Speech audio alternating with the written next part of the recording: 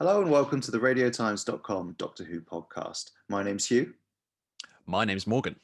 And this week we're slightly retreading old ground. What you do that every week, some people might say, because we do discuss some of the same topics. We've talked about the Timeless Children many weeks, including last week, but there's a lot to talk about. Now, but this week, specifically, we're talking about something that we talked about in a very recent episode, which is about Doctor Who spin-offs. But there's a twist. We're doing it slightly differently. There's a reason in the news why we're talking about Doctor Who spin-offs again. And Morgan is going to explain what that reason is. Yes, I am. Well, so essentially after 5 years off the air, during which time it was a sort of online only proposition, BBC3 is returning to broadcast television. Very exciting, particularly potentially exciting for Doctor Who fans, of course, because once upon a time, BBC3 was the broadcast home of a number of Doctor Who spin-offs. So you had Torchwood, of course, most famously, the first series of Torchwood out on BBC3 before it then graduated, if you like, to BBC2 and eventually BBC1 for Children of Earth. Also, Doctor Who Confidential, the much missed behind the scenes series. And Torchwood, of course, had its own version, which I only just remembered. Torchwood Declassified. Oh, Remember Torchwood yeah. Declassified? doesn't quite get held up in much the same way as Doctor Who Confidential, but a nice little show nonetheless. So yes, so BBC3 coming back. The question that all Doctor Who fans are asking is, what does this mean for Doctor Who spin-offs? Does it mean we'll see Torchwood back on our screens? I mean, it doesn't take a lot for Doctor Who fans to ask that. Does it mean we'll see the return of Doctor Who Confidential? All that kind of good stuff. Definitely. I mean, the role of BBC3 was quite an interesting one. It is something that was slightly lost when it was put online only. Not just for Doctor Who, but when I remember when Glastonbury, is on TV, you used to get a lot of extra content on BBC3. Nowadays, or recent years, they've been putting it on like BBC4, and it never quite felt right. It never quite felt like it kind of. BBC3 was sort of the same as the main BBC channels, but skewing a little bit younger. Like it felt closer to what they're trying to do. Whereas BBC4 has a slightly older viewership and slightly more artsy in a kind of traditional sense. So that kind of is where BBC3 came in, which made it such a good home for Torchwood initially. Because of course, we can't forget Torchwood then graduated, as many shows did, to BBC2 and then to BBC1. I mean, we had the same thing with Gavin and Stacey, of course. It was a BBC3 show that got sort of promoted, as it were. And we kind of see it nowadays with things that are BBC3 online, like Fleabag, Killing Eve, and so on, which then get a BBC One airing. And of course, Class, the Doctor Who spin-off, which was a BBC Online, thing, then moved to BBC One in a terrible time slot. It was like midnight every night. And you had to say a password to an old goblin to access it on your TV. But no, yeah. So it's kind of the unique place that BBC3 held was it is a little bit of a sort of self-consciously like edgy, ooh, we're for teens kind of thing sometimes. But it was also kind of youth skewed, where it was like that was the whole point of them. Because the BBC as an organization is always trying to hit that kind of key 18 to 34 demographic, because that's the one that they feel like they're losing. And the thing is, with their main channels, they also have to hit everyone else. Whereas with BBC3, they kind of could say, no, that is our ethos. It doesn't mean we're doing, cringy, sitcoms full of like dick jokes or whatever. It can also mean something like Fleabag, which is a sitcom with some dick jokes in, but it's not cringy. And it can also mean something like Torchwood, all of which is a roundabout way of saying, I feel like the BBC3 news does make me more inclined to think if they wanted to do a Doctor Who spin-off, if they wanted to revive Torchwood, if they wanted to do something like Class or a new kind of third, option, it feels more likely to be now than it did before, because there is that opportunity to do something that's different, that isn't just another Doctor Who. It would have a different tone, that kind of thing. I don't know. I totally agree in that I think BBC3 coming back to linear television totally makes sense, because maybe there is a time when streaming takes over the world and broadcast TV dies death, but we're not there yet. As we record this, we're seeing the Meghan Harry Oprah interview. Topical reference. That was the most watched TV show of the year. It got 11 million viewers overnight, which is more than Rose got, to bring it back to the Doctor Who of it all. And I think taking BBC3 off the air 5 years ago, it felt incredibly premature. at the time, even more so now that they're bringing it back, because it does serve such an important audience in kind of that youth audience that aren't necessarily served otherwise by the BBC on broadcast TV. But so I'm all in favor of BBC3 coming back, but I'm not sure if it does mean we're more likely to get Doctor Who spin-offs any more likely than we were before. Like when the news was announced, I put out a tweet which did quite well actually, calling for the return of. I was like, great, this is great news. Now bring back Torchwood, Being Human, and Doctor Who Confidential, and it got a bit of pick up, and everyone was quote tweeting me and saying this is a great idea. And I'll be honest, I wasn't being entirely serious. Because but it was Twitter, Morgan.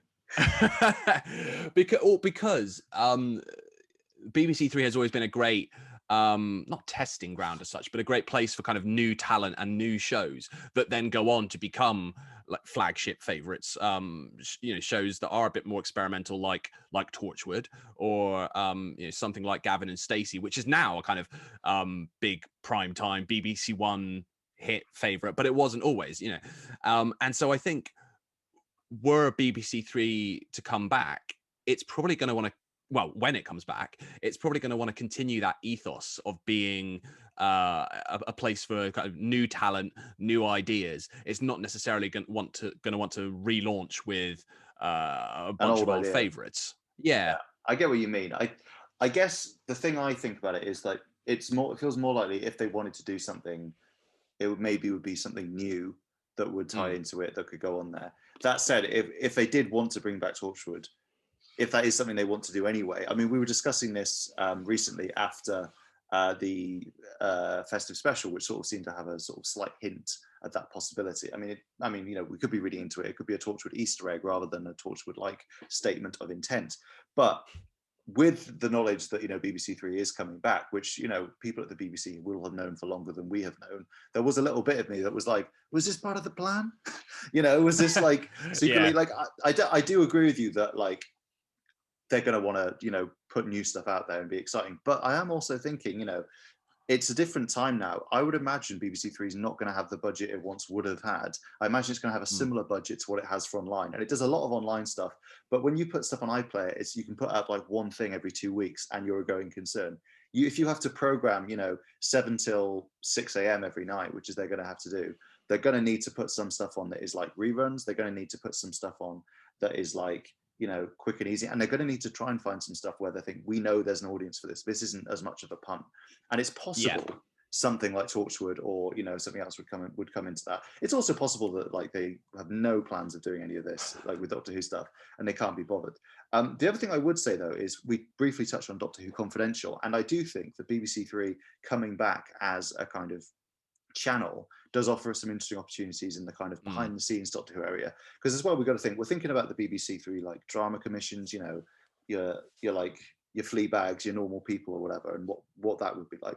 But you've also got to think, BBC3 is also just extra programming space for the BBC. It's the kind of like the Channel 4 has E4, ITV has ITV2, BBC3, obviously BBC One and BBC2 have it, but they kind of have two distinct identities. BBC3 was kind of like the extra one where you put a bit of extra Olympics coverage, a bit of extra, festival coverage. And in the case of Doctor Who Confidential, it's where you put the behind the scenes Doctor Who documentary. So I do wonder whether, excluding the idea of proper spin-offs, could we see something like that return? Fans have wanted it for ages, right? Yeah, and I think, having just said that I don't think they'll revisit old ideas, and, the stuff that you've touched on, they're not going to have potentially mega budgets. So even if they do alongside the great new ideas that they're going to want to showcase, maybe they will want to have an old favorite, kind of an established brand with which to relaunch BBC3. So you think, something like Torch would be a great fit for that. But I'm sure there's all kinds of logistical reasons why you also couldn't bring back Torchwood, cost being one of the most obvious. But I do feel like of the various options, Doctor Who Confidential or something like it, like whether it's called Confidential or not, but like some sort of Doctor Who behind the scenes show feels like the most likely possibility to me. It certainly feels like there's still merit in something like that. There's scope for it. It almost feels like as well, like it wouldn't not that it wouldn't take a good deal of sort of planning and hard work to make something like that happen, but it feels like you could kind of pick up where Doctor Who Confidential left off. Like, it doesn't require a relaunch really in the way that, say, a scripted drama would. You could just kind of kick off a behind the scenes Doctor Who series on BBC3, relatively, comparatively easily. Yeah, I mean, they already do a lot of this behind the scenes stuff online. We do see occasionally, here's us filming, this sequence, and they kind of just throw it together on a YouTube video, which almost seems like a bit of a waste sometimes. And you do wonder what material they have that they don't use for those things. So what you'd probably need is you'd need someone on set. You'd need obviously a bit of planning and allowance for having someone to be there to film these things in a way that they can stitch together. And you'd need people obviously to edit it together. You'd need to do a voiceover, things like that. That's not still as big a deal as, hiring writers, hiring, actors, special effects people. I mean.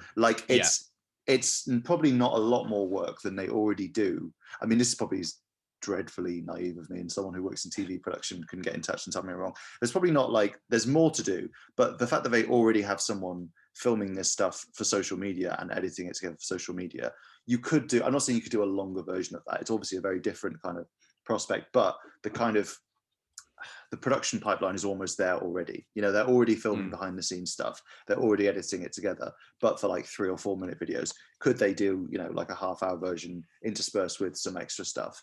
I mean, I'd love it if after, a Sunday night Doctor Who episode, it's and now head over to BBC3 for the behind the scenes, and it's oh, this is what happens. I do miss that. Yeah. It's and now here's what's going on with the, with the Weeping Angels. By the way, one thing I don't miss is a complete non sequitur, but one of my worst Doctor Who memories ever is thanks to BBC3. I'm just going to throw this out here. When I was a kid, well, I say a kid, but I was about 13 or something, and the first modern series of Doctor Who came out. I got really into it. And then I missed a few episodes here and there, and I missed the second half of Aliens of London World War III because I was out. And then my parents said, don't worry, we'll record it for you on BBC3 because it was repeated the next day. That's another thing as well. They used to repeat Doctor Who on BBC3, I think on Sundays, because it used to be on Saturdays. So that could be a fun thing to consider. Anyway, next day I come in, I've been out, whatever, it's recorded, great, we set it up, we set it rolling. Slight issue, BBC3 used to have a giant watermark over the entire screen that said BBC3 isn't on till 7 p.m. And then you had to kind of go out and go back in again to make that go. So all I had is I had the giant watermark and Christopher Eccleston's feet running back and forward, shouting. And that was it. It was the whole recording. It was rubbish. I didn't see that episode for another year. Because there wasn't iPlayer. There was no iPlayer, so I couldn't catch up. That's not true. You saw sort of the bottom third of that episode. I didn't watch much more than the first scene. I'm not gonna lie. I reached my limit, and I think a friend of mine had it on DVD, and in the end, I borrowed it off him. But yeah, so BBC3 better sort that out if they do start showing Doctor Who stuff again. No, I totally forgotten about that BBC3 strange sort of holding screen that they would have, to identify when the hours that it was on air were going to be. On the plus side, you only missed out on World War III. Harsh. Possibly a controversial opinion. Not a big fan of that two-parter. No, I do think, again, it's interesting though, because as you were saying, a lot of this behind the scenes, if we're talking about a return for Doctor Who Confidential or something like it, a lot of this, like you say, the pipeline's already in place. A lot of this behind the scenes material is already being produced and put out on social. But is that now where that material belongs? It's only been 5 years since BBC3 went off air, but a lot in terms of the TV landscape, a lot has changed in those 5 years. I think BBC3's audience has changed.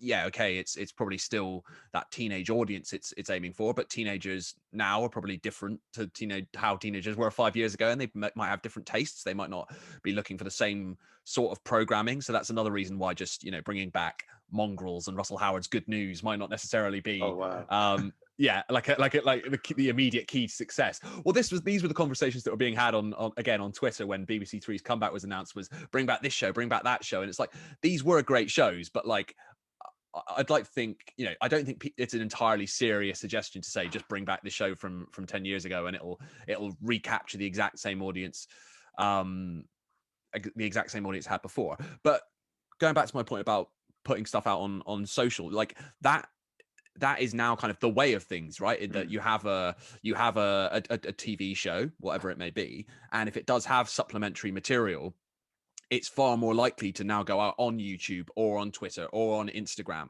because of the rise of social media, which, yeah, of course, social media existed 5 years ago, but it's certainly like its importance in terms of promoting shows and serving up supplementary content has definitely like amplified in those past 5 years. So even though BBC3 is coming back, is that where Doctor Who supplementary material now belongs? I think that's a question as well.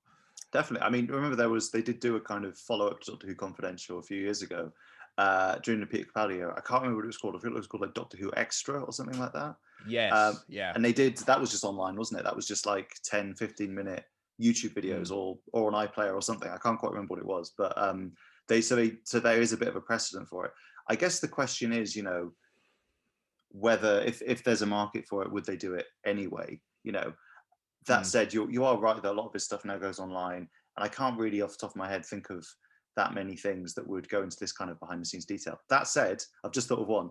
Disney Plus, for each of their Marvel series is doing a making of assembled, for how we made each of our Disney Plus series, starting with WandaVision, then Falcon and Winter Soldier, and so on. So the first one's this week. So, it could be that there will be a kind of new boom in these sort of things because people are quite interested in how this stuff is made. So maybe Doctor Who and BBC3 could be a part of that. Yeah, no, that's a really good point.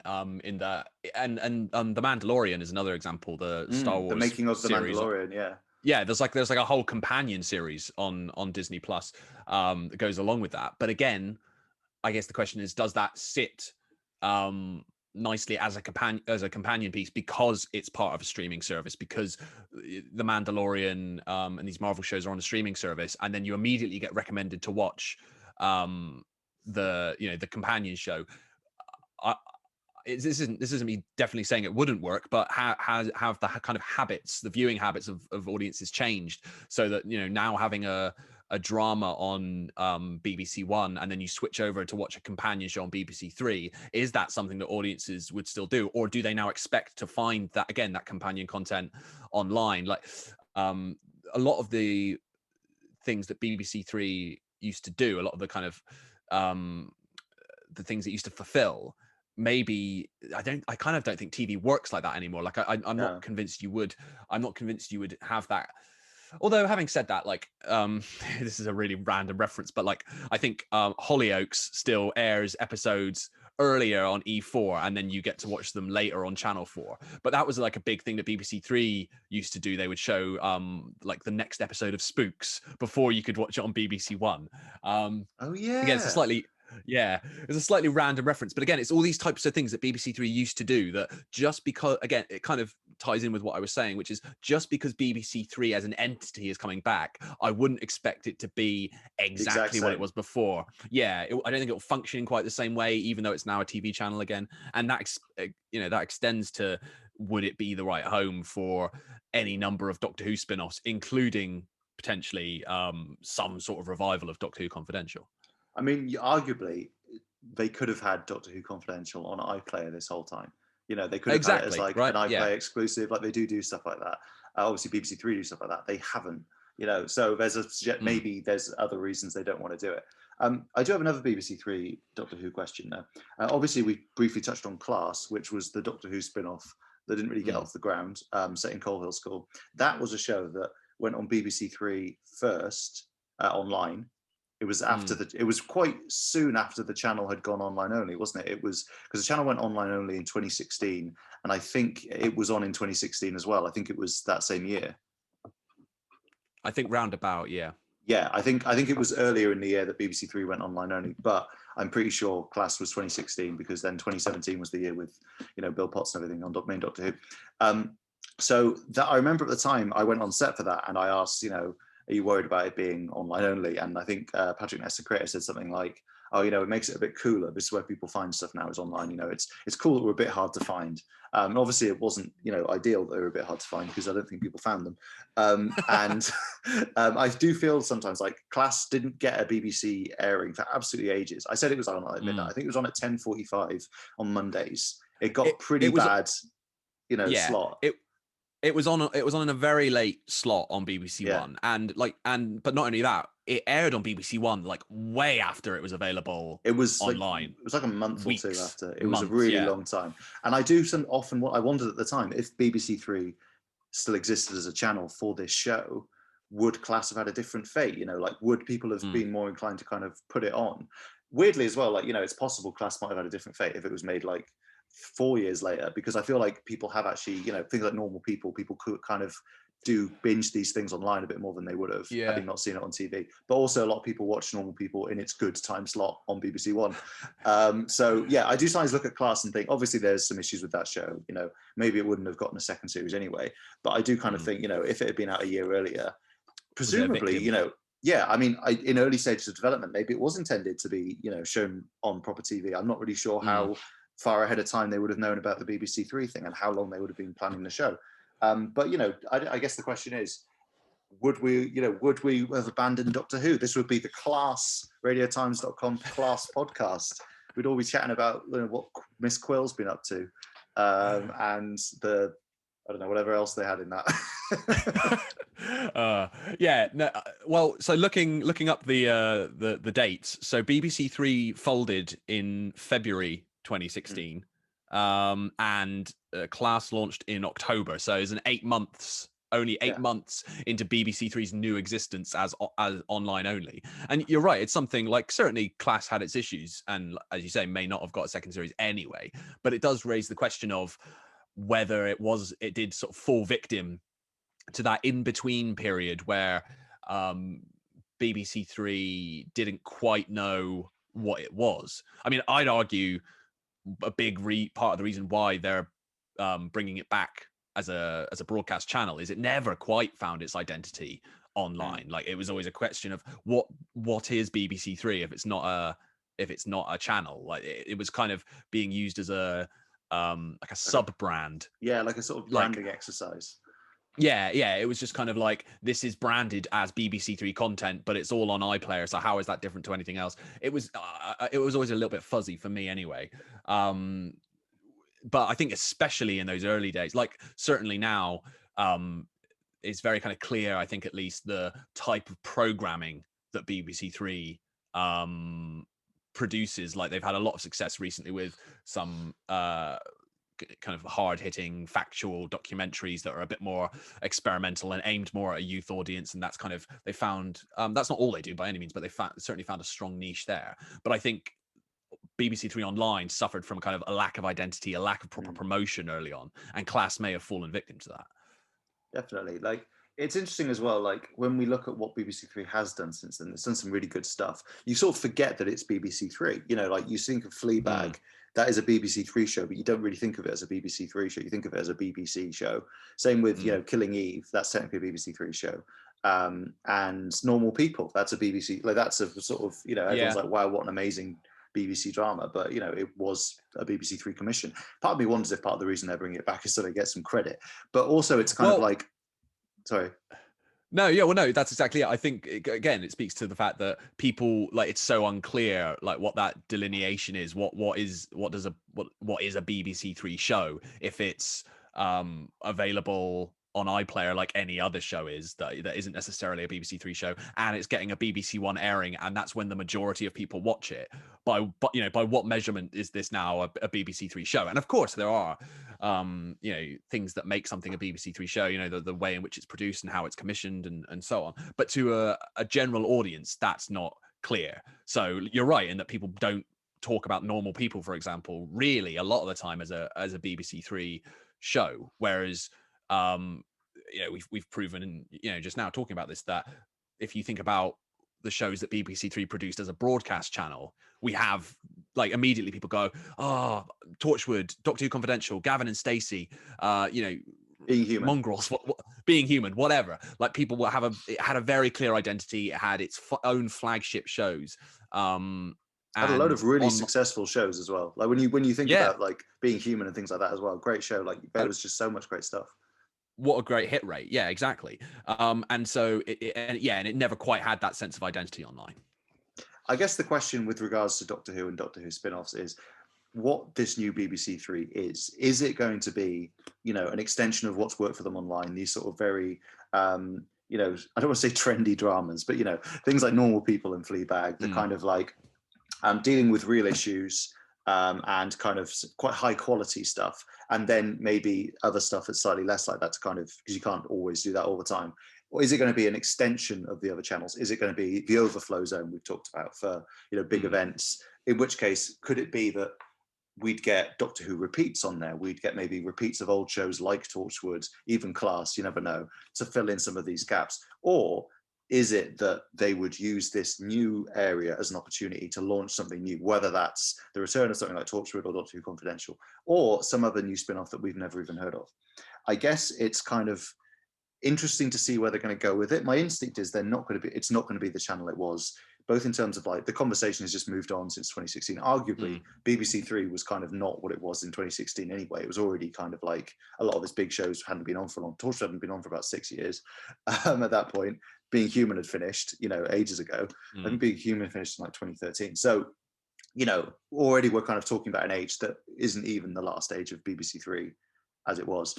And I guess the question is, what kind of BBC3 are we going to get? Is it going to be, you know, a mix of stuff? It's going to be like loads of new interesting ideas, or are they going to have to do a mix of like old and new, bring back a few sort of fan favorites to say like, oh no, look, we're still the same BBC3, and then also bring in that new stuff that people love them for at the moment? I'm really interested to see what happens. I don't, you know, I mean, obviously it could be that this impacts Doctor Who in no way whatsoever. They might show no repeats on there because they have iPlayer now, you know, maybe showing Doctor Who repeats isn't such a, you know, a big thing anymore. Maybe, you know, it's, you know, they might not want to revive Torchwood. Torchwood is very naughties as much as we love it. Like maybe they don't think it would work in the present day. And maybe they, like you said, Morgan, maybe the place for Doctor Who behind the scenes stuff is just online now. But, you know, I think it's, considering what an important role BBC3 did have in Doctor Who in those early days, which is, you know, something we don't talk about very often, I think it's worth thinking, what could new BBC3 mean for Doctor Who as we have it today? Yeah, no, absolutely. And if you look at what BBC3 is meant to be, kind of on paper, what that brand is meant to be, it's essentially, you think of it as kind of the E4, like you said, the E4 equivalent, that sort of slightly edgier, slightly more trendy, you know, youth-oriented channel. And if you think of it like that, actually, a behind-the-scenes series about a BBC One family show is actually quite an odd fit. Like for all the other shows that BBC3 had that did cater to what is ostensibly its target audience, so in different ways. So, you know, everything from Mongrels to Russell Howard's Good News to Gavin and Stacey to Being Human, all those shows that were a bit more kind of edgy and pushed the boundaries and were potentially aimed at a slightly younger, or, you know, teenage and up audience. Doctor Who Confidential, even Torchwood was meant to be like kind of Doctor Who's slightly more edgy counterpart. Doctor Who Confidential, a kind of feel good supplementary documentary series with a variety of musical montages throughout, is a bit of an odd fit. Even then, it was a bit of an odd fit. I loved the show, but it was a bit of an odd fit. Arguably, like even more so now, when would a new series of Doctor Who Confidential fit in alongside the kind of the Fleabags and the Normal Peoples of this world, especially when we now have that platform for that behind the scenes material on social media. I think there's definitely a place for a show like Confidential, but whether or not it's on the new BBC3, I'm not sure. Well, that's what we think. But what do you think, listeners? Do you think BBC3 means the inevitable return of Torchwood? Do you think that you'd like to see some kind of Doctor Who behind the scenes documentary on TV? Or do you just think it's a good place to put some repeats? And, you know, maybe you're just a really big fan of Class who wants to talk about Class. Please, if you're there, knock twice. We'll come and rescue you. No, that's me. I'm sure Class fans are lovely. We have loads of Doctor Who content on radiotimes.com and BBC3 stuff. We have coverage of the BBC3 announcement. We have interviews with loads of cool Doctor Who people this week, including Joe Martin, Mandip Gill, Alex Kingston, Ingrid Oliver, Joy Wilkinson, and many more as part of our International Women's Day coverage. So please check that out. And obviously, we have a lovely backlog of podcasts. Last week, we talked about The Timeless Children, and we've talked about pretty much everything under the sun, Doctor Who-wise, over the last year or so. We'll be back next week in some form. Until then, I've been Hugh. I've been Morgan. and this has been the announcement that we're going to be running this podcast live on BBC3 every Sunday night from now on. Only joking. Goodbye.